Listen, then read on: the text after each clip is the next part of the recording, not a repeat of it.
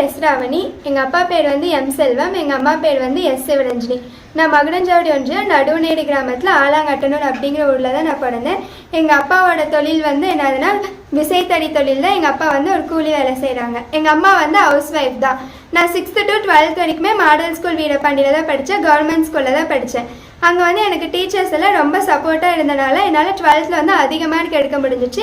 அதாவது 586 எடுத்தேன். என்னோட கட் ஆஃபும் 199.5 இருந்தது.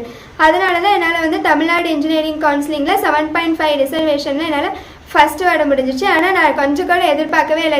இன்னும் அந்த ரேங்க் லிஸ்ட் என்னது அப்படின்னா ரிலீஸ் ஆகிற வரைக்கும் கூட நான் எதிர்பார்க்கல. நான் வந்து 7.5 ரிசர்வேஷனில் ஸ்டேட்டில் ஃபஸ்ட்டு வருவேன்ட்டு இது ஒரு அன்எக்ஸ்பெக்டட் மூமெண்ட். அது மட்டும் இல்லாமல் ரொம்ப சந்தோஷமானது. எங்கள் அப்பா அம்மா, எங்கள் டீச்சர்ஸ் எல்லாருமே, எங்கள் பக்கத்து வீட்டுக்காரங்க, எங்கள் சொந்தக்காரங்க எல்லாருமே ரொம்ப சந்தோஷப்பட்டாங்க.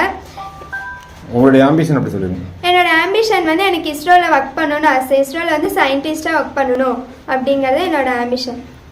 அப்புறம் 7.5 ரிசர்வேஷன் கிடைச்சதுனால என்னால் வந்து நான் நினைக்கிற காலேஜில் ஃபுல் ஃபீஸ், ஹாஸ்டல் ஃபீஸ், எந்த ஃபீஸுமே இல்லாமல் என்னால் படிக்க முடியும். இந்த 7.5 ரிசர்வேஷன் ஸ்கீமை கொண்டுட்டு வந்த தமிழ்நாடு அரசுக்கும் முதலமைச்சருக்கும் நன்றி.